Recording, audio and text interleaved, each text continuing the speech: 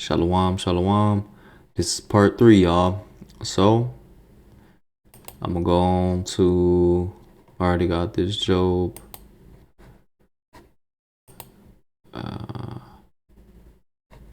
Already got this. Now, another part of the high priest questioning Yahweh Shai is in this John 18. Now, it's the same thing, but it's, it's different, it's different wordage. It's a different account. So Yahweh Shai before the high priest in this John 18 and 19, it says, the high priest then asked Yahweh Shai of his disciples and of his doctrine. Yahweh Shai answered him, I spake openly to the world. I ever taught in the synagogue and in the temple, whither the Jews always resort. So he's saying that he taught in the temples and the synagogues where the Jews always are. And in secret have I said nothing. He ain't said nothing to nobody in secret. Everything he said out loud. Why askest thou me?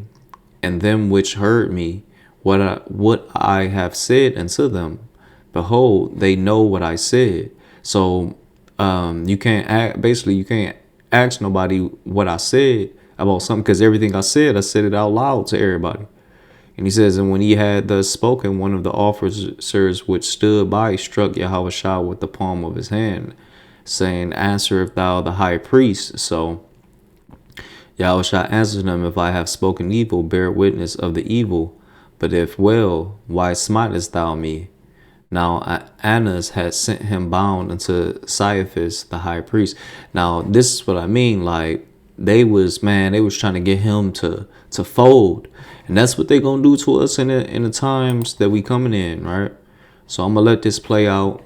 And with that, I'm going to give all honor, glory, and praise unto Yahweh, Bahashem Yahweh Shai, Bahashem Rakakwadash. Shalom, y'all. On to the next one. And y'all just be girded up, y'all, because, we coming into that time. Everything is speeding up.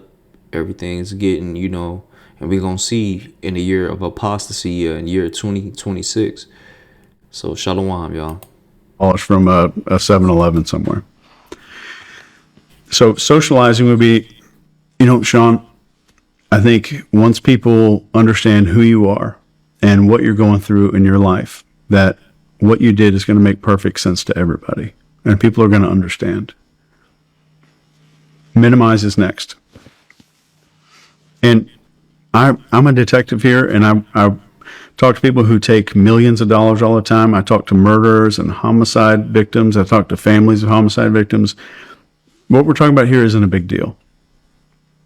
What you did is not a big deal. You made a mistake. And I just don't want you to think it's a big deal. I talk to people who do this all the time, and they get over it, and it's something people get through very quickly. It's not a big deal. Rationalize is the next step. So we did socialize, minimize. Now we have rationalize. And the rationalize part, depending on what it is, I'll rationalize the crime. Sometimes you blame the victim, depending on what crime it is. But I know you were working at that 7-Eleven. I've looked at the pay. Guy's jack shit. He's not taking care of you guys.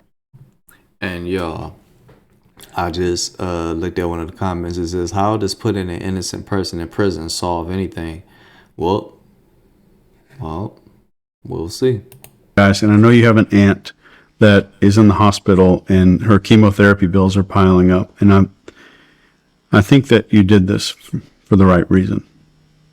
And then project. And at the end of the day, this isn't your fault. You reacted in a way that a human reacts in a situation that you were in. And anybody would have done what you would have done. So that's how you get a confession. There's a protocol.